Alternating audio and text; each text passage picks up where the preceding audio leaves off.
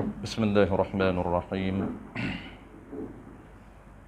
الحمد لله الذي أرسل رسوله بالهدى ودين الحق ليظهره على الدين كله ولو كره الكافرون. أشهد أن لا إله إلا الله وحده لا شريك له، وأشهد أن محمدا عبده ورسوله، صلوات الله وسلامه على هذا النبي الكريم وإمام المتقين وقائد الدعاة المجاهدين، وعلى آله وأصحابه أجمعين. اللهم علمنا ما جهلنا وانفعنا بما علمتنا وجعلنا من المخلصين. وصلى الله على سيدنا محمد وعلى آله وبارك وسلم والحمد لله رب العالمين. أما بعد. Terlebih dahulu marilah sama-sama kita menyatakan setinggi-tinggi kesyukuran kehadrat Allah Subhanahu wa taala kerana dengan limpah kurniaan Allah Subhanahu wa taala kita terpilih sebagai tetamu Allah Subhanahu wa taala berada di dalam majlis ilmu pada malam ini bagi menyambung pengajian kitab kita dalam tajuk yang kedua daripada 7 topik. Ini tajuk besar yang pertama dalam kitab kita, modul kitab kita ini. Dia ada 3 tajuk besar. Tajuk besar yang pertama ni ialah cara untuk membersihkan ataupun menjaga 7 anggota zahir manusia daripada melakukan perkara yang haram. Jadi 7 topik itu kita sedang bincang topik yang kedua, cara untuk menjaga anggota telinga. Cara untuk jaga anggota telinga kita akan sambung surat 9. Cara untuk bersyukur dengan pendengar. Jadi bagaimana cara untuk kita mensyukuri nikmat anugerah Allah Ta'ala memberi pendengaran kepada kita. Cara dia, secara umumnya kita dah tahu, cara nak jaga mata dan cara nak jaga telinga ni konsepnya sama. Iaitu, kita guna telinga kita untuk mendengar perkara yang wajib dan perkara yang sunat. Dapat pahala wajib, dapat pahala sunat. Dan dalam masa yang sama, kita meninggalkan mendengar perkara yang haram dan makruh. Kenapa? Kerana perkara yang haram itu menyebabkan dosa yang direkod ataupun dicatat oleh Allah Subhanahu wa taala. Apabila banyak kita melakukan dosa dengan anggota kita, menyebabkan kesan, tuan-puan, bukan kesan dosa semata-mata, tetapi dia ada kesan kepada apa? Dia ada kesan dari sudut tasawufnya, kesan kepada hati kita. Jadi hati kita ini dia akan jadi kelam, dia akan jadi gelap, sukar untuk menerima kebenaran dan nasihat. Walaupun orang cerita pada dia, orang nasihat kepada dia, payah, sukar untuk dia dengar. Benda yang baik itu dia sukar untuk nampak baik. Benda yang afdal itu sukar untuk dia nampak afdal. Jadi rekin tak sama. Kadang-kadang dia dah nampak benda tu baik, tetapi dari segi alawiyat, prioritinya, dia tak berapa jelas, tak apa nampak. Ini rugi, tuan-puan. Kita nak melakukan kebaikan, kena tahu cara. Apa pun kebaikan. Maksudnya, nak suatu perbuatan itu nak jadi pahala, kena tahu cara dia.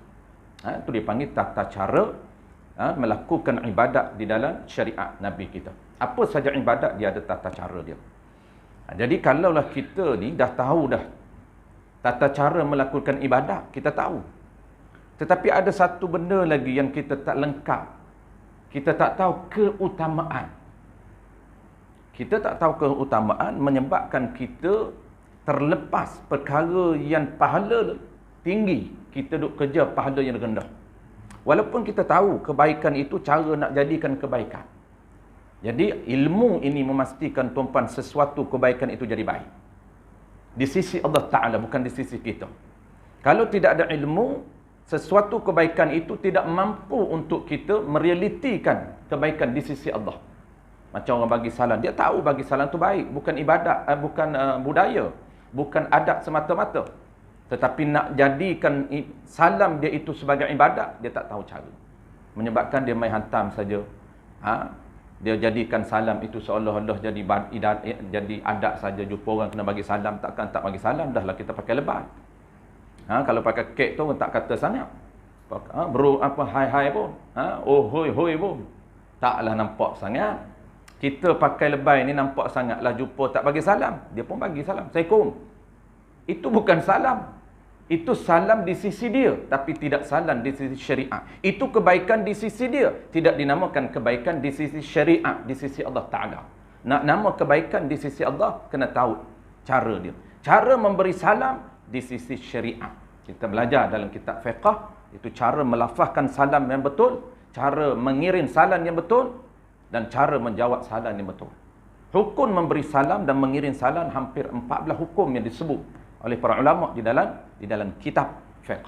Tapi kita dah tak sempat dah tuan-tuan, tak sempat nak belajar. Tapi insya-Allah dalam kitab fiqh, struktur dia kalau kita belajar kitab, kita akan bertemu. Sebab tu orang panggil kecantikan, kelebihan orang belajar bermodul, pahaman agama dia bersistem. Pahaman agama dia berstruktur dan pahaman agama dia cantik, lengkap. Dia tidak akan separuh tahu, separuh tak tahu. Sebab tu kita sangat menekankan tuan-tuan, cuba lawan diri kita, apapun cabaran dalaman kita, cuba untuk khatam kurang-kurangnya satu kitab, satu modul. Maksudnya tak mampu banyak tuan-tuan, tak mampu banyak kitab. Fiqh satu modul, tasawuf satu modul, akidah satu modul. Tapi orang yang tak faham tuan-tuan, dia dah ada semangat beragama, tetapi dia tak tahu sistem, menyebabkan dia jemput sana, dia jemput sini. 5 tahun dah tidak ada satu kitab, satu modul yang dia faham betul-betul. Bermakna kepahaman agama dia tidak bersistem dan tidak berstruktur. Ada tajuk-tajuk yang dia tak faham. Apabila tajuk yang dia tak faham, dia akan buat amalan agama dengan tak tepat dan tak betul. Kalau tak betul, tak tepat, boleh tahan lagi. Bahayanya lah tak betul. Mana contoh tuan-tuan sebelum kita masuk? Dia ada kaitan dengan ilmu tasawuf. Contoh tuan-tuan, dia dah rajin buat amalan. Dan amalan dia ni dia tahu tata cara cantik, kena dah amalan dia. Tetapi dia tak tahu yang mana amalan itu lebih utama. Rankingnya lebih tinggi. Jangan kejar benda yang murah berbanding benda yang mahal bayaran. Banyak contoh ini. Biasa kita duk bagi contoh pengajian. Malam ni contoh lain. Biasa kita bagi contoh sebelah depan pengajian.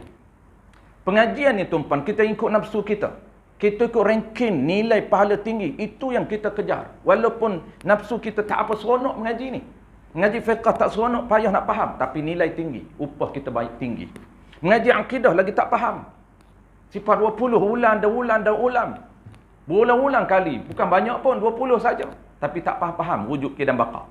Tapi nilai pahala tu tinggi, Allah bayar kepada kita. Berbanding kita belajar tafsir hadis. Ada pahala, ada kalau niat cantik, tapi nilai rendah, ranking dia lebih rendah. Berbanding kita kuliah perdana. Ada pahala kalau kita niat cantik, ada pahala, tapi pahala nilai dia sangat jauh berbanding dengan akidah, berbanding dengan fiqh, berbanding dengan tasawuf. Tapi saya nak cerita tuan-tuan, ni contoh yang biasa kita buat.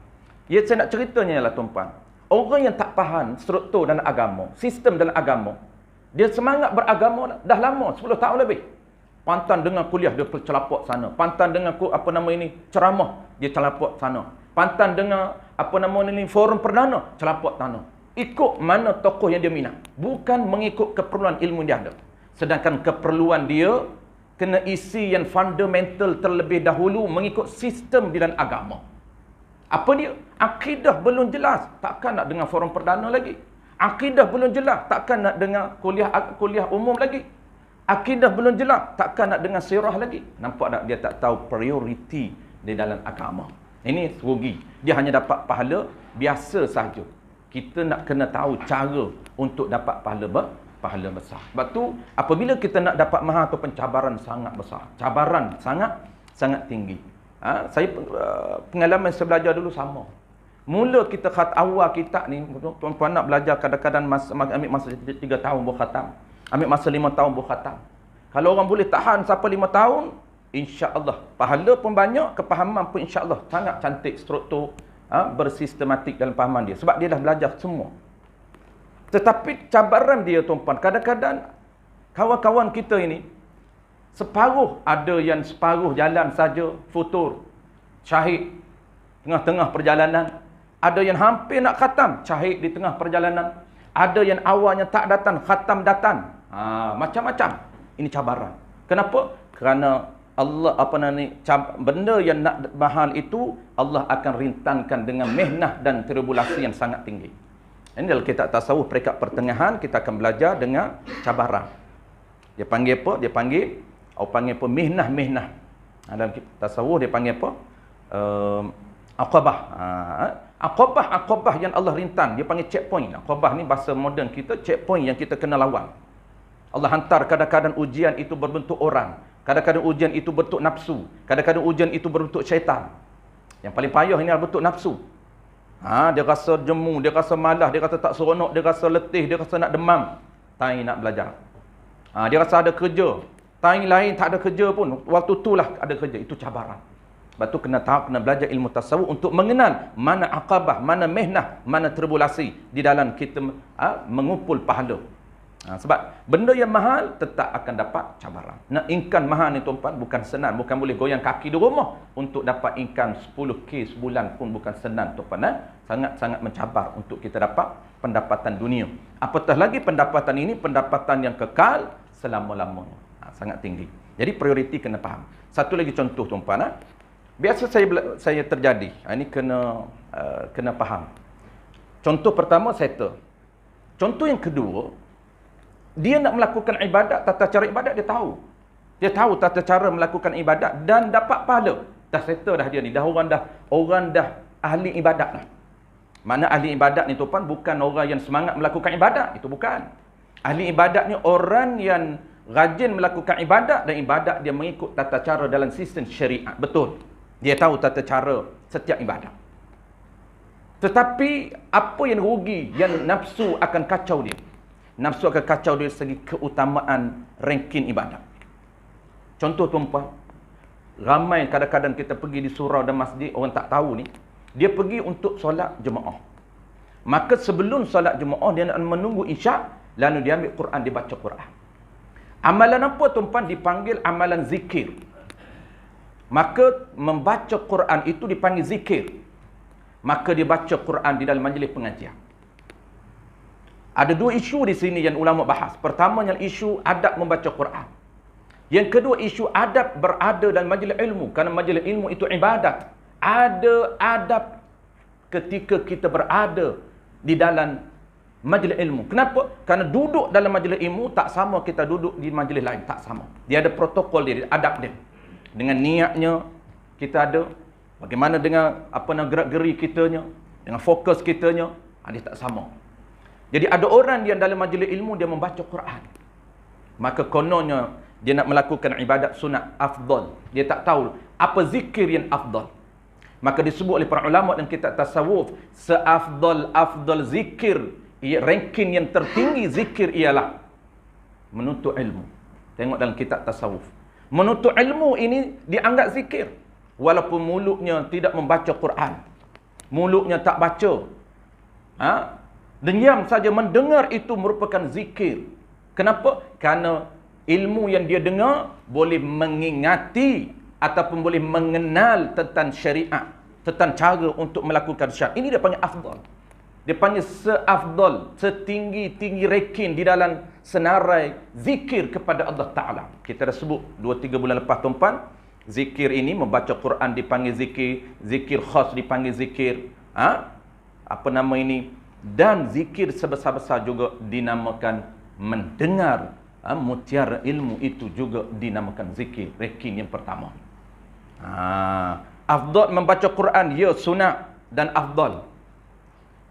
Ataupun apa saja dia menyebut orang panggil perkara sunat, maka dinamakan zikir. Tetapi dari sudut rankingnya, dia kena tahu hak mana lebih besar, hak mana lebih rendah. Jangan buat benda yang rendah di dalam ibadat yang lebih besar. Itu tanda orang yang tak faham dan orang yang tak tahu kelebihan yang Allah nak tawarkan kepada dia. Dia ada eksklusif masa untuk baca Quran. Baca Quran pada masa yang bukan ibadat. Jangan campur ibadat dua dalam satu. Kalau nak baca Quran, baca Quran. Kerana baca Quran ini ada adab dia. Adab dianya, baca dari sudut disiplin tajwidnya. Yang kedua, kena baca fokusnya. Yang ketiga, jangan baca mengganggu orang lain. Kalau suaranya kuat, boleh mengganggu orang, juga haram. Itu kena tahu adab membaca Quran. Dia panggil adab berzikir. Ini zikir baca Quran. Baik, settle tuan-tuan. Itu sebagai iklan, intro dia. Baik. Kita terus kepada tajuk kita hari ini. Qala al-musannif rahimahullahu ta'ala, subtopik kita, cara bersyukur dengan pendengar. Bagaimana cara nak jaga pendengaran? Iaitu dan bermula mensyukurkan pendengar itu, memeliharanya pendengar, sifat pendengar yang Allah letak dalam gegendang telinga kita. Jaga tu daripada mendengar yang dilarang, yakni perbuatan yang diharamkan oleh Allah Ta'ala. Jadi kita sebut sebelum daripada ni tuan-tuan, ini sangat penting untuk kita menjaga telinga kita. Kadang-kadang kalau tak tahu benda basic ni tuan-tuan, menyebabkan kita tak tahu pun yang kita dengar tu haram. Kerana kita tak boleh beza hak mana mengumpat, hak mana batu api, hak mana yang dikatakan mujadalah, bertengkar, berdebat yang tidak memberi faedah. Dia ada berdebat, sebab tu kita nak tengok majlis debat ni kena ada ilmu. Walaupun ditukar kepada muzakarah, dia bezalah berdebat dengan muzakarah ni, dia beza. Tetapi kita jangan ambil dari sudut perspektif kita, tidak. Dia kena tengok perspektif syarak. Syarak ni dia ada mujadalah dan dia ada munazarah. Berbantah-bantah ini haram. Kita akan bincang malam ni. Yang kata berbantah ni macam mana, yang kata mujadalah ataupun munazarah, berdebat yang tak haram ni macam mana, berdebat yang sunat. Tapi kita sebagai audio ni juga nak dengar perdebatan di antara dua tokoh ni, kita nak kena ada ilmu. Nilai, ini adakah ini betul-betul munazarah menurut syariat. Kalau terkeluar dalam konteks munazarah menurut syariat, lari. Jangan berada dalam majlis tersebut. Kerana kita mendengar perkataan yang bukan ada manfaat. Bahkan perkataan ini menjadi permusuhan di antara dua tokoh ini. Tak boleh. Ini kena ada ilmu. Sekarang ni tuan-tuan, apabila tidak ada ilmu, maka perdebatan walaupun di atas nama yang baik, walaupun ditukar nama jadi muzakarah, tetapi dari sudut pelaksanaannya dia bukan menjadi munazarah, tapi menjadi permusuhan di antara dua tokoh. Maka haram kita mendengar. Kerana dia mesti, kita akan belajar malam ni, kita nak betul-betul, kita nak tahu mana bantah debat yang diharamkan, mana munazarah, perbincangan yang ada manfaat. Itu boleh dengar. Ada pahala sunat kita dengar. Contohnya, perdebatan untuk mencari kebenaran. Di antara bid'ah hasanah dan bid'ah dalalah. Di antara sunnah wal jamaah dan wahabi. Dua kumpulan ni duduk satu meja. Kita sebagai audiens pendengar. Kerana kita nak ambil ilmu. Kena jaga. Baik. Saya tuan-tuan.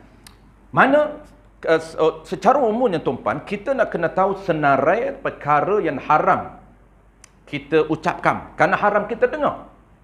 Haram kita mendengar ucapan-ucapan atau perkataan-perkataan itu. Maka dalam kitab kita ini, dicontoh lebih kurang 6 ke 7 senarai perkara yang haram kita ucap dan haram juga kita dengar. Kerana dia, orang panggil kaedah umumnya, tiap-tiap ucapan atau perkataan yang haram diucap, maka haram didengar. Mengumpat itu haram, sesiapa yang mendengar mengumpat itu juga haram. Tengok satu-satu contoh. Seperti ni senarai perkara yang haram kita dengar. Walaupun sepatah kita dengar haram, kena lari cepat-cepat. Jadi kita nak kena tahulah mana yang kata perkataan itu termasuk dalam makna mengumpat, mana perkataan yang termasuk di dalam makna batu api ataupun mengadu domba, mana perkataan yang termasuk di dalam perdebatan yang haram. Supaya kita tak dengar. Kita boleh bertindak untuk meninggalkan majlis tersebut. Baik. Yang pertama mengumpat. Kita dah sebut tuan-puan mengumpat. Kita ulang sekali lagi secara ringkas sebelum kita masuk yang kedua. Dia ada lebih kurang 6-7 contoh. Yang pertamanya ialah mengumpat. Kita dah sebut tuan-puan ada 3 ciri untuk menilai perkataan dalam perkataan seseorang itu dikategorikan sebagai mengumpat. Kita ulang sekali lagi. Yang kata mengumpat menurut agama, bukan menurut orang Melayu. Menurut agamanya ialah zikruka akhaka yukrahu bima fihi walau bihudratihi. Ada 3 ciri. Kita nak nilai seseorang, perkataan seseorang itu mengumpat ataupun tidak. Pertama ialah zikruka akhaka. Dia menyebut sesuatu perkara tentang saudara, tentang orang lain, tentang saudaranya, tentang orang lain. Dia menyebut sesuatu perkara yukrah yang tidak disukai oleh orang lain sekiranya orang itu dengar. Ini yang pertama. Apa saja perkara ini? Asalkan perkataan dia sebut itu, perkataan tersebut tidak disukai oleh kawan dia, kalau kawan dia dengar. Walaupun benda itu tidak menjatuhkan maruah dia. Benda kita sebut ini benda biasa saja, tetapi dia tak suka. Haram, termasuk mengumpat. Dosa besar. Kita dah sebut contoh belum ni. Contoh yang kita sebut gelaran. Kita menggelar dia. Gelaran itu dia tak suka, maka tak boleh ucap. Kenapa? Kerana termasuk mengumpat. Ciri pertama. Kita sebut juga apa dia tuan-puan? Kita sebut juga menyentuh ataupun sebutan ucapan berkaitan dengan fizikal. Kita sebut seseorang itu tinggi. Dia tak suka sebut dia galah. Kita sebut dia pendek, tak suka. Tak boleh sebut. Sebut nama dia saja. Kenapa? Kerana pendek, sebut galah, sebut panjang, dia tak suka. Tapi kalau dia suka, walaupun nampak benda tu di sisi orang lain tak buruk, tak apa. Boleh sebut. Kerana dia suka. Walaupun pendek, memang dia pendek, kita panggil dia pendek, gelaran dia pendek, dia suka. Tak apa. Tak termasuk mengumpat. Sebab tu kena tahu ciri pertama, sesuatu perkara yang tidak disukai. Apa saja perkara itu? Sama ada perkara itu perkara yang menjatuhkan imej dia, perkara yang berkaitan fizikal dia, perkara berkaitan dengan perangai karakter dia, tak kira apapun. Ciri yang kedua, walau bima fihi. Sesuatu perkara yang memang ada pada dirinya. Ini kena ingat. Orang Melayu kata, saya sebut memang dia buat pun. Memang dia pendek pun. Memang dia gemuk pun. Orang Melayu kita, kalau kita sebut pendek, gemuk, apa benda dia buat, dia kata tak mengumpat. Kerana memori dia ada. Kalau kita kata dia gemuk, takkan kita nak kata dia kurus. Kita nak kata apa kat dia? Jangan kata apa. Kita nak biasa duduk cakap tuan-tuan. Biasa nak cakap. Sebab tu dia tanya, nak kata apa? Dah memang dia gemuk. Dah memang dia kurus. Dah memang dia kedil. Takkan nak kata dia gemuk. Dia kedil. Orang kita tak puas hati. Jawab dia tuan-tuan, tak boleh cakap apa. Kerana tak suka. Walaupun benda tu ada pada dia. Kalau benda tu tidak ada, insyaAllah tajuk topik yang ketiga kita bincang. Apa maksud kazab? Ini dosa lain, bukan dosa mengumpat. Dia menyatakan suatu perkara yang tidak dilakukan oleh rakannya. Itu mengumpat. Kazabun. Kena tahu beza mana mengumpat. Kena tahu beza mana kazab. Dua-dua ini dosa besar. Kena tahu beza. Sikit saja beza di antara mengumpat dengan kazab. Mendusta. Orang Melayu kita ni dusta ni. Dia tak panggil mendusta. Dia panggil fitnah. Dia melemparkan tuduhan fitnah kepada saya. Benda yang saya tak buat. Itu orang Melayu kata fitnah. Dalam sistem syarak, terma dia ialah kadzabun, iaitu mendusta, menyebut perkara yang tidak dilakukan oleh orang lain. Al-ikhbaru bima yukhaliful waqi'. Menyebut sesuatu perkara yang tidak dilakukan pada seseorang itu, mengumpat. Dosa. Mengumpat, apa nama ni? Mendusta. Dosa besar mendusta. Kita ni kalau duk terbiasa tuan-tuan, dosa, sebut dosa, dia buat senyum saja. Itu dia panggil hati yang kerah. Apabila banyak sangat dosa kita buat, hati kita tidak akan rasa bersadah. Dia duduk, awak panggil hidup dengan maksiat. Itu bahaya tuan-tuan, hati dia kerah. Itu dia panggil infek, kesan. Dari sudut tasawuf, orang yang banyak dosa ini, hati dia makin lama makin kelam, makin lama makin kelam, makin lama makin kelam, sehingga dia tidak akan rasa bersalah apa saja dia buat kesalahan di sisi Allah Ta'ala. Dia buat maksiat hari-hari, dia tak rasa bersalah. Apabila nak rasa bersalah pun tidak, tuan-puan, lagi-lagilah dia nak bertaubat. Takkan dia nak bertaubat, dia rasa tak bersalah mengumpat. Sedangkan apa saja dosa kecil dan dosa besar, tata cara dia kena bertaubat kepada Allah. Kena minta maaf dengan Allah. Kerana ini kesalahan. Dengan manusia pun kita kena minta maaf, kita buat salah, apatah lagi dengan Allah, wajib taubat itu. Baik. Ciri yang terakhir, tuan-puan, walau bihudratihi, sesuatu perkara yang tidak disukai itu, walaupun disebut di hadapannya, dinamakan mengumpat. Ciri yang kedua itu, kita sebut perkara yang dia tak suka, benda yang ada pada dia, dinamakan mengumpat. Ciri yang ketiga, satu perkara yang dia tak suka, kita sebut di hadapan dia, walau bihudratihi. Ta'rif ini, ulama jadikan ta'rif ini berdasarkan nas ataupun fakta hadis. Ni dia panggil teks hadis yang Nabi cerita. Maka ulama kita menjadikan hadis itu sebagai makna mengumpat. Ada 3 ciri. Jadi kesimpulannya, tuan-puan, apa dia mengumpat? Mengumpat ni lengkap 3 ciri ini, ataupun dapat 3 ciri ini, salah satu daripada 3 ciri ini. Sesuatu perkara yang tidak disukai, sama ada benda yang ada pada dia, ataupun benda yang kita ucap di hadapan dia. Sama ada ucapan mengumpat, ataupun penulisan, ataupun juga melalui isyarat. Jaga 3 cara mengumpat. Cara moden pada hari ini, tuan-puan, dalam dunia maya hari ini, dunia digital hari ini, tak banyak kita mengumpat melalui lisan, dia panggil bil lisan, tetapi bil qalamin. Kita melakukan mengumpat secara penulisan. Mengumpat, orang yang mengumpat, orang yang membaca umpatan itu, dan orang yang menyebarkan ucapan, dapat pahala 3 pahala. Pahala dosa, berlapis-lapis dosa dia. Dosa mengumpat satu. Yang keduanya, jariah mengumpat. Apa dia? Orang dengar umpatan kita, haram ke atas orang dengar, dan orang yang membaca. Hari ni dia tak dengar lah, sebab dia tulis, dia baca. Kalau baca untuk qadar nak tahu ucapan, tak apalah. Kalau dia baca qadar nak tahu ini mengumpat ni, jangan teruskan, jangan baca, jangan layan. Kalau dia tahu dah ni mengumpat, baca juga, duk layan juga, duk baca seronok, itu haram. Haram meneruskan bacaan. Kenapa? Kerana ini mengumpat, tak boleh dengar, dan tak boleh baca penulisan yang berbentuk umpatan. Kalau kita tahu. Tapi kalau kita tidak tahu panduan, tak belajar ilmu fiqh, tuan-puan, apa dia mengumpat menurut cara, baca kita. Dahlah baca, share pula. Orang duk mengumpat kepada individu tertentu, tak kisahlah. Dari dalam dunia politik, dalam dunia usahawan, dalam dunia apapun kita, tuan-puan, akan ada mengumpat. Tak lari daripada mengumpat. Sebab itulah kata ulama. Saya ingat kepada tuan guru saya sebut, di awal masa saya pengajian di pondok dulu, dia kata sebelum kalian ataupun kamu nak jadi apapun keluar pengan ini, nak jadi ahli politik, nak jadi ahli ekonomi, apapun profession kamu, pastikan kamu lepas dulu ilmu asas fardu ain, supaya kamu tidak akan melakukan perkara haram. Kalau orang, tuan-puan, tidak lepas ilmu asas ini, dia duduk dalam apapun profession dia, sebagai seorang ahli politik, dia akan terpaksa dalam sedar ataupun tidak, dia akan melakukan perkara haram. Ketika berkempen, dia tak tahu mana hak yang boleh menyentuh individu orang. Kempen dalam suasana yang melakukan perkara haram, perkara bid'ah. Tak kisahlah mana-mana, tak kisah parti mana pun. Kita bukan kata kepartian, tapi kita nak cerita hukum.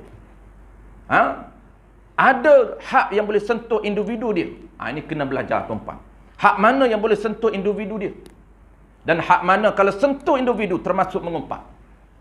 Kalau kita tak tahu batas-batas panduan syarak, tuan-puan, kita main hentam saja, main cerita fizikal dia, sentuh fizikal dia. Kita tak suka kepada dia, dia musuh kita dalam politik, menyebabkan kita akan sentuh sikap dia yang tidak ada kaitan dengan rakyat. Kita sentuh dia, mana tu si pendek tu, pencuri. Mana sentuh tu, rambut macam bonggol unta. Dahlah rambut macam bonggol unta, rambut macam sarang tebuan. Dedah aurat pula, pendek pula, perangai tak elok. Nampak tak? Tengok, itu semua umpatan. Audium dia itu mesti berlari daripada majlis umpat itu, kan haram kita mendengar. Tapi kalau kita tak ada ilmu, nak filter macam mana, nak nilai macam mana, tak tahu ilmu apa makna mengumpat. Satu lagi tumpah, sama ada mengumpat ini dengan lisan ataupun dengan penulisan. Yang ketiga, iaitu dengan isyarat. Isyarat juga mengumpat. Ini kisah yang terkenal. Yang Nabi secara jelas menegur Sayyidatina Aisyah radhiyallahu anha. Ketika mana Sayyidatina Aisyah melihat perbualan lelaki, seorang lelaki dengan Rasulullah sallallahu alaihi wasallam. Kemudian lelaki itu beredar. Lagi lelaki itu beredar. Lalu apa isyarat? Aisyah menyatakan, memberi isyarat kepada Rasulullah sallallahu alaihi wasallam. Isyarat menunjukkan lelaki itu pendek. Maka apa kata Sayyidina Rasulullah sallallahu alaihi wasallam? Rasulullah mengatakan, kamu sudah melakukan umpatan kepada lelaki tersebut. Umpat juga dengan menyatakan pendek dia. Isyarat pendek. Contohlah kita isyarat. Contoh saja. Kita nak kata seorang tu gemuk, kita kata, yang mana? Kawan kita mana? Kawan hak mana? Ramai kawan. Kawan tak datang mengaji ke? Hak mana? Tu hak. Dia nak cerita gemuk dengan isyarat. Tak boleh. Jangan cerita apa pun. Kawan mana? Sebut nama dia. Nama sama banyak. Duk taman mana? Duk presi mana? Cuba elakkan daripada menyentuh isu-isu fizikal dia dan juga karakter perangai dia yang dia tak suka. Baik, settle tuan-tuan. Nombor 2 sambung. Qala al-musannif rahimahullahu subhanahu wa ta'ala. Dan perkara yang kedua yang haram kita dengar, dan mengadu-ngadu. Dan mengadu-ngadu ni tuan-tuan, dia panggil mengadu domba. Nabi kata, la yadkhulul jannah an-nammamun. Tidak masuk syurga ke atas mereka yang melakukan perbuatan mengadu domba, yang ni batu api. Maksud tak masuk syurga ini, sekiranya dia ingkar hukum haram itu. Kalau dia tak ingkar, dia masuk syurga. Walaupun dia mengadu domba, haram ke atas dia, dia bertaubat kepada Allah, dosa dia ini kalau Allah tak ampun, Allah rejan dan neraka, akhirnya dia dimasukkan balik ke dalam syurga. Kiranya iman dia tu ada. Tu. Baik. Apa maksud batu api ni? Mengambil ataupun memindahkan perkataan orang lain. Ni jaga tu, ramai orang buat ni tak sedar pun. Sebab apa nak sedar ke tak sedar? Kerana ilmu tidak ada. Sebab tu Nabi kata, ilmu tu nur, ilmu tu cahaya yang menyuluh kehidupan kamu, yang menilai setiap perkataan kamu, yang menyedarkan setiap tindak tanduk kamu. Ilmu itulah. Kalau tak ada ilmu nak sedar macam mana tuan-tuan? Ini salah, ini tak salah. Dia akan buat rasa ikut dam dia saja. Kalau kita tak ada ilmu, setiap tindak tanduk kita tidak akan ikut ilmu. Ikut dam saja. Maka ikut dam ni tuan-tuan, dia akan ikut guru dam tu, iaitu syaitan. Guru kita ni tuan-tuan, kalau tidak ada mana-mana guru dalam kehidupan dia ni tuan-tuan, seorang guru pun tak ada. Kita duduk dalam dunia kita tuan-tuan, ada guru. Orang IT kena cari guru IT. Nak bisnes yang berjaya kena ada mentor. Cari tak cukup satu mentor, 2-3 orang mentor yang tunjuk ajar sehingga kita boleh menghasilkan businessman yang berjaya.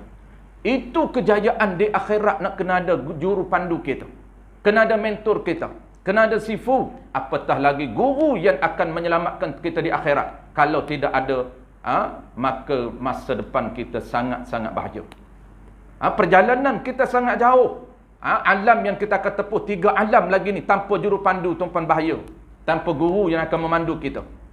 Walaupun guru kita ini dia tak pernah sampai di 3 alam, tetapi dia ada ilmu dan pengalaman dia.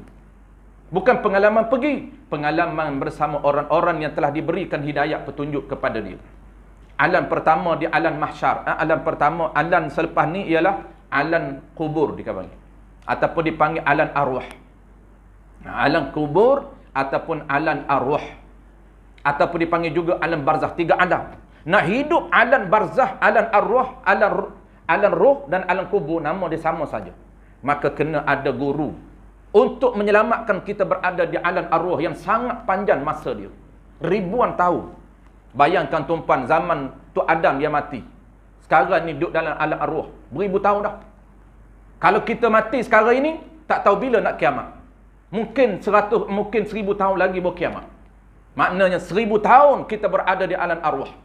Sebab itu alam yang kita berada di dunia sangat sedikit. Sebab itu jangan bazirkan masa, kerana Allah transit kita di alam arwah, alam yang paling singkat berbanding dengan alam lain. Di alam paling singkat ialah alam dunia. 70 tahun tuan-tuan tak lama. Ada orang boleh hidup 50 tahun saja. Kita sekarang ini baru 40-an. Tak tahu lagi, mungkin Allah beri setakat 45 tahun saja. Singkat sangat. Tetapi 3 alam lagi panjang. Alam yang seterusnya selepas barzakh ialah alam mahsyar. Barzakh, kubur, arwah nama sama. Nak lama nak hidup. Dan mahsyar juga lama kita nak hidup. Ribuan tahun lebih lama daripada barzakh. Allah transit kita, Allah azab kita sebelum azab yang sebenar. Iaitu menunggu di padan mahsyar ini. Menunggu tuan bukan 1 hari, bukan 1000 tahun. Ulama tidak ada satu fakta yang spesifik, angka yang spesifik yang mengatakan berapa ratus ribu tahun, tidak ada. Tetapi panjang. Ribuan tahun. Makan masa ribuan tahun.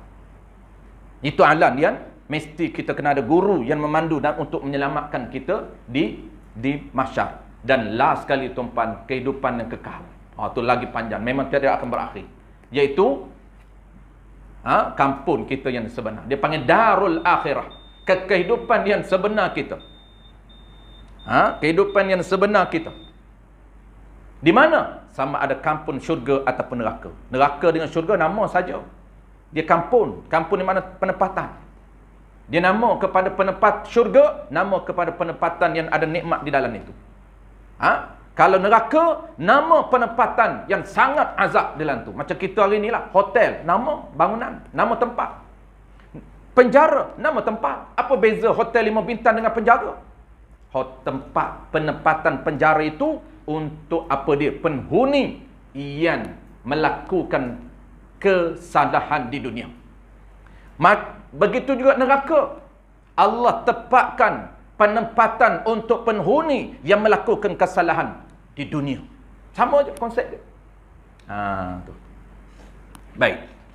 Contoh tuan-tuan. Apa sebelum contoh? Takrif. Apa dia mengadu domba? Memindahkan. Mengadu domba ni memindahkan. Ataupun mengambil. Ataupun memetik. Samalah. Perkataan daripada orang lain kepada orang lain bertujuan untuk menimbulkan permusuhan. Ini ramai. Diambil perkataan seseorang, cerita kepada seorang lain bertujuan untuk menimbulkan permusuhan. Untuk menimbulkan pertelingkahan di antara mereka berdua. Dia nakalkan perkataan kawan ni, cerita kepada kawan ni, tujuan apa? Tujuan untuk menimbulkan permusuhan. Itu haram, dosa besar. Jangan kita dengar kalau kita berada di tepi dia. Kalau kita dengar, dia kata contoh macam mana? Contoh, saya jumpa semalam dengan Haji. Haji ceritalah. Haji cerita, kata, apa ni, dia tak suka engkau buat kerja macam ni. Nampak? Ini pindahan ni, sama ada pindahan ni dengan sebenar, ataupun dia reka. Kalau dia reka, dia termasuk kazab. Termasuk menipu. Ni jaga. Kalau dah dia reka, kawan Haji ni tak cakap betul macam tu, dia hanya tambah, termasuk kazab, dosa besar. Kalau memang Haji cerita betul, jumpa dia kata aku tak sukalah, dia kata jenis apa ni, perangai macam ni, dia kata. Maka kita ni orang tengah tukang pindah perkataan Haji, pergi cerita kat Tok Bilal.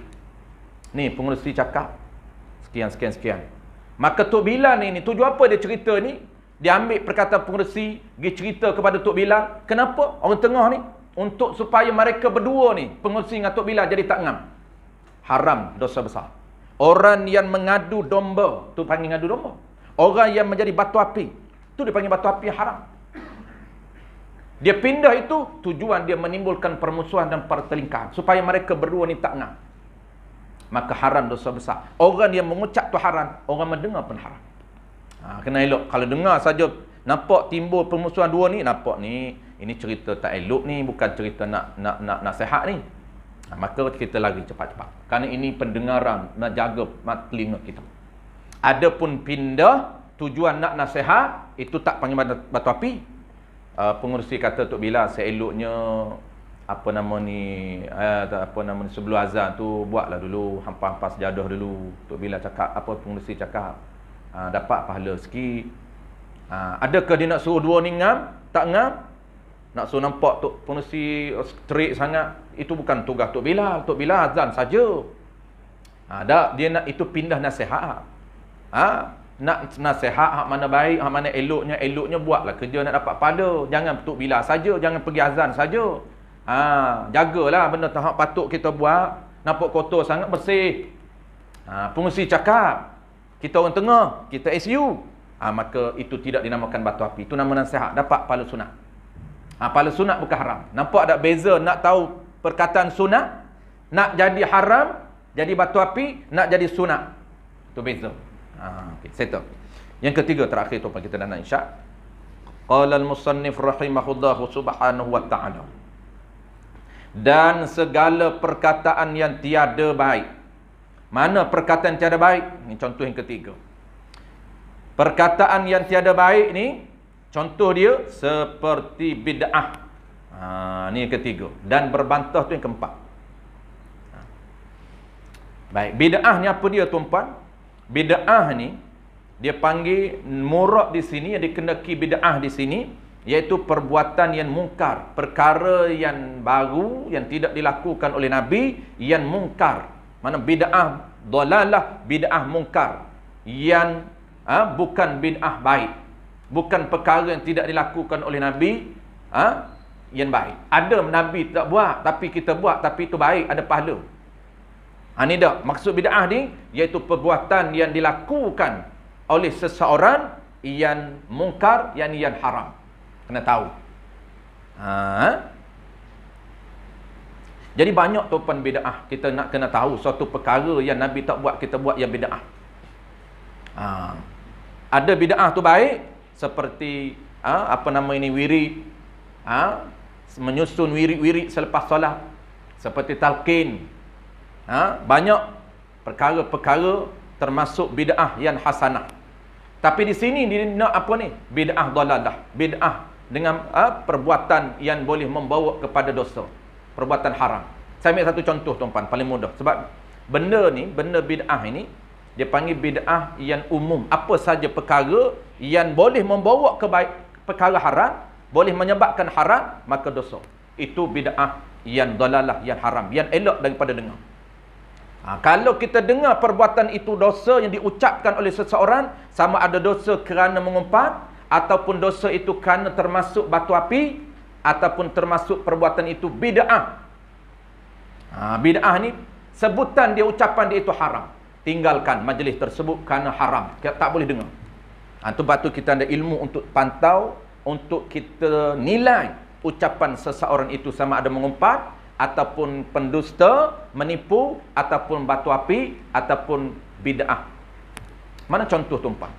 Walaupun di atas awak panggil perbuatan agama, kita tengok dia ini ucapan agama, membicarakan tentang bid'ah baik, membicarakan tentang bid'ah dalalah yang perlu ditinggalkan, dan kita kena buat bid'ah yang baik, yang ada pahala. Tetapi ucapan dia itu termasuk ada ucapan yang tidak digunakan oleh Nabi, iaitu termasuk memasukkan perkataan yang berunsur lucah, yang berunsur memaki hamun. Ini termasuk bid'ah dalalah haram. Kalaulah maki hamun itu, kasar itu boleh menimbulkan perkara yang tidak disukai oleh orang lain, maka termasuk mengumpat. Dia nak cerita benda baik, dalam ceramah dia nak cerita benda baik, tetapi kadang-kadang terlebih nak cerita seseorang ini melakukan perkara yang dalalah, benda yang Nabi tak buat dia buat, ini dalalah. Apa dia? Bukan soal talqin sawiri. Contoh apa dia? Contoh benda yang dia buat itu, tapi sebenarnya Nabi tak buat. Dia nak cerita yang tu bagus, tapi dalam penceritaan dia itu dia memasukkan unsur-unsur yang bid'ah. Ini juga yang kita kena nilai. Kadang-kadang kita tak sedarlah, sebab kita duduk tengok poin itu bagus. Contoh tuan-puan, dia cerita, dia kata antara perkara bid'ah yang kita kena tinggalkan, benda tak buat, Nabi tak buat pun, iaitu ketika mana mengusun jenazah, maka dia ada 3 gear. Masuk gear pertama, stop, berhenti. Masuk gear 2, berhenti. Masuk gear 3, berhenti. Lepas tu baru terus jalan. Kenapa dia berhenti? Ketika nak turun daripada rumah, nak keluar daripada rumah, maka dia akan baca Al-Fatihah. Berhenti sekejap, baca Fatihah, Bismillahirrahmanirrahim, sampailah waladdallin. Jalan selangkah, berhenti, Al-Fatihah. Ini tak ada dah hari ni. Jangan dah orang buat hari ni. Tapi masih di kampung-kampung masih ada. Kemudian dia berhenti langkah ketiga, berhenti, Al-Fatihah. Maka ini antara perbuatan bid'ah. Ini bid'ah betul ni. Bukan bid'ah yang Wahabi duk kata bid'ah tu. Ini betul. Kalau Wahabi kata pun memang betul. Fakta betul Wahabi kata. Bukan semua Wahabi duk hantam bid'ah tu salah. Yang ni memang real. Ini bid'ah yang disebut oleh para ulama. Apa namanya, mazhab kita Al-Imam Syafi'i. Kenapa? Kerana sunat mengusung jenazah ini segerakan ke kubur. Jangan melambat-lambatkan dia. Jangan main gear. Berhenti pertama, berhenti kali kedua, berhenti kali ketiga. Bukan salah membaca Al-Fatihah, tetapi salah perbuatan di berhenti itu. Tidak disunatkan berhenti kali pertama, dan tidak disunatkan berhenti kali kedua, dan tidak disunatkan berhenti kali ketiga. Itu poin dia. Tapi dalam penceritaan dia memasukkan unsur-unsur bid'ah. Saya nak cerita tuan-tuan dari angle, dari sudut bid'ah dalam bentuk penceritaan dia. Bukan dari sudut topik. Topik betul dah. Memang real dah bid'ah. Tetapi apabila dia masukkan dengan unsur yang kasar, perkataan dia maki hamun, lebay apa ini, pakai serban yang besar, tapi perangai dia kata seperti perangai ... Tengok, dia memasukkan makian kepada haji yang buat bid'ah ini. Maka ini bukan cara Nabi. Nabi menegur para sahabat dengan hikmah. Nabi menegur para sahabat dengan perkataan-perkataan yang orang lunak, yang oleh orang boleh dengar. Sebab itulah hampir majoriti orang mendengar nasihat Nabi, orang boleh terima dengan hati terbuka. Kenapa? Kerana hikmah perkataan Nabi buat. Ini jaga tuan-tuan, kita nak tegur orang, kena masukkan unsur-unsur hikmah. Jangan memilih perkataan yang bid'ah yang tidak digunakan oleh Nabi. Kena tahu yang mana perkataan itu haram. Kalau maki individu, tuan-tuan, haram. Maki individu tertentu tak boleh, haram. Kalau umum tak apa. Dia tak kata kepada siapa, ni siapa buat lagu ni tak betul, siapa buat lagu ni apa ni, perangai ni, tak mengaji ni. Dia maki umum saja. Dia tak mati individu itu. Tapi dia sebut lebay yang pakai serban besar, dahlah besar serban, buat kerja pula tak senonoh. Apa punya lebay? Apa punya lebay? Dia marah kat lebay. Ini jangan sentuh peribadi dia. Kita sentuh perbuatan dia saja. Dia pakai lebay besar tu baguslah. Kita tak pakai dah, jangan duk marah kat dia. Tapi perangai dia yang tak bagus tu, kita sentuh perangai dia saja. Jangan buat benda ni, Nabi tak buat. Tapi kena ingatlah poin betul lah. Jangan buat poin tak betul. Jangan duk cerita pasal wirid. Itu tak betul. Itu bid'ah hasanah. Saya tahu itulah dia contoh bid'ah yang kita kena jaga. Nak dengar ceramah bagus dah. Tapi dalam ceramah tu pemidato dia naik share habis. Naik share dia langkau, dia rangkul habis. Contoh-contoh dia sentuh orang tu, sentuh orang ni.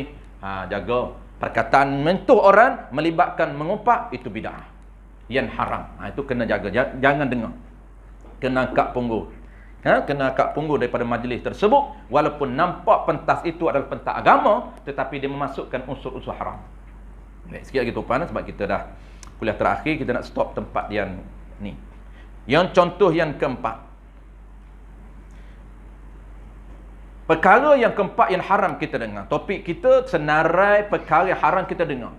Ni, kalaulah kita dengar benda tu haram, kena elok, jangan dengar benda haram. Nak tahulah apa yang benda haram yang kita tak boleh dengar, apa benda yang sunat kita dengar ada pahala, apa perkara sunat yang kita dengar dapat pahala wajib. Ada ranking pahala tak sama. Walaupun pahala tak nampak, tapi ada akaun kita ada. Akaun pahala seseorang ni tuan-tuan, mula Allah bagi reward kepada kita, bagi bayaran kepada kita, mula kita balik. Dia panggil balik saja, Allah open, Allah buka akaun kita. Dia panggil akaun peribadi di akhirat. Angka kita tak tahu, tapi ada. Spesifik angka pahala ni kita tak tahu, tapi ada di sisi Allah. Keyakin pada janji Allah Ta'ala. Manusia janji pun kita percaya. Gaji kita kadang-kadang tak tengok pun tuan-tuan. Percaya dah orang masukkan gaji kita percaya. Kadang-kadang tak tengok punya jujur dia. Dah duit banyak, kita hak gaji sikit ni tuan-tuan duk tunggu. Yang kata tak tengok. Duk tunggu. Masuk pagi, petang habis dah ambil. Tu kita, bukan kita lah, bukan tumpuan lah. Contohlah saya lah. Pagi tu masuk terus gaji, petang habis dah, licin habis. Sebab dah ada senarai nak bayar. Tinggal RM50 saja. Tu contoh. Tapi contohlah orang kaya ni, dia tak tengok gaji dia. Dia tahu majikan ni kerajaan bayar dia 10K sebulan. Tak campur lagi imbuhan, tak campur lagi plus sekian-sekian. Kadang-kadang tuan seminggu dia tak tengok. Kenapa duit banyak? Kadang-kadang setengah bulan dia tak tengok angka. Akhir bulan baru teringat nak tengok angka gaji bulan lepas. Berapa angka sebenar? Baru dia tengok. Kenapa dia tak tengok? Dia percaya, yakin dia ada gaji dia. Begitu juga kita dengan Allah Ta'ala. Kena yakin Allah Ta'ala ni ada. Yakin Allah Ta'ala ni ciri-ciri dia, pemurah. Dia janji, innaka la tukhliful mi'ad. Allah kata, kalau aku janji, aku akan turut tepat janji aku. Itu antara ciri Allah. Allah declare sendiri, dia tidak akan mungkir sekali-kali mungkir janji. Kalau dia kata nak beri pahala, dia akan rekod pahala. Kalau dia kata pahala ni ada bonus, akan ada bonus. Bonus tu kita panggil afdal. Ada 3 ranking. Pahala asah, wajib. Yang kedua, pahala sunat, pahala tambah. Yang ketiga, pahala bonus. Iaitu afdal. Ada 3 jenis ranking pahala di sisi Allah Ta'ala. Bila nak guna pahala ni? Ketika kita mati. Walaupun jasad kita masih tak kambuh, orang tak kambuh lagi, kita dah nak guna pahala. Nak guna dah duit akhirat ketika itu. Kenapa? Kerana alam berbeza. Alam dunia kita nak guna duit, alam akhirat kita nak guna pahala. Untuk apa? Untuk survive kita. Maka kita dah mula bertukar alam. Kita akan mula perlu kepada pahala. Tu. Yang baik, yang keempat tuan-puan, berbantah-bantah. Ni makna apa berbantah? Debat. Saya rasa tuan-puan kita tak sempat juga malam ni. Kerana debat ni pun dia panjang juga. Nak bezakan di antara debat yang haram kita dengar dan muzakarah ataupun dia panggil munazarah, dia panggil perdebatan yang sunat kita dengar. Ada yang sunat, ada yang wajib kita dengar, ada sunat kita dengar, ada yang haram kita dengar. Dia terma syarak satu nama mujadalah, berbantah-bantah yang haram, satu lagi nama munazarah, perbincangan yang sunat. Dapat pahala kita dengar. Audio yang dengar tuan-puan, jemaah yang dengar perbincangan antara dua tokoh ini, panggil buat debat. Tokoh agama. Dua ni debat, kita pendengar kena ada ilmu. Kalaulah nama munazarah, perbincangan yang ada kebaikan dan manfaat di sisi agama, untuk mencari kebaikan, untuk mencari kebenaran, yang mana lebih baik di antara dua tokoh ini, masuk pendapat dua tokoh ini, yang mana lebih benar, itu kita nak, itu sunat, kita dengar. Tetapi kalau kedua-dua ini bukan untuk mencari kebenaran, tapi untuk menegakkan kepentingan peribadi, pendapat peribadi, itu haram kita dengar. Dia cuba membawa mana-mana dalil untuk menegakkan peribadi pendapat dia yang betul, pendapat orang lain salah. Pendapat dia sahaja yang benar, ada pun pendapat orang lain salah. Itu bukan cara dia. Jadi kita kena tahu nak dengar ni tuan-puan. Sebab tu kalau tak ada asah ilmu fardu ain, baik kita mengaji asah dulu daripada duk pergi dengar tokoh berdebat. Rugi masa je tuan-puan. Tokoh tak kisahlah.